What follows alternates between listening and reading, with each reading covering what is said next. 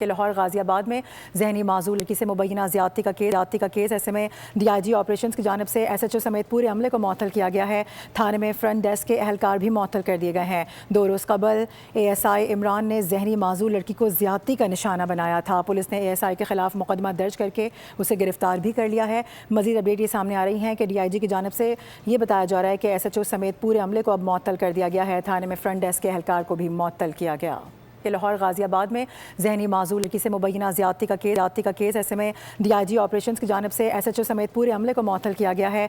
थाने में front desk के अहलकार भी मुअत्तल कर दिए गए हैं। 2 रोज़ कबल ASI इमरान ने जहनी माजूल लड़की को ज्यादती का निशाना बनाया था। पुलिस ने ASI के खिलाफ मुकदमा दर्ज करके उसे गिरफ्तार भी कर लिया है। मजीद अपडेट ये सामने आ रही है कि DIG की जानिब से ये बताया जा रहा है कि SHO समेत पूरे अमले को अब मुअत्तल कर दिया गया है। थाने में फ्रंट डेस्क के अहलकार को भी मुअत्तल किया गया कि लाहौर गाजियाबाद में जहनी माजूल लड़की से मुबैना ज्यादती का केस ऐसे में DIG ऑपरेशंस की जानिब से SHO समेत पूरे अमले को मुअत्तल किया गया है।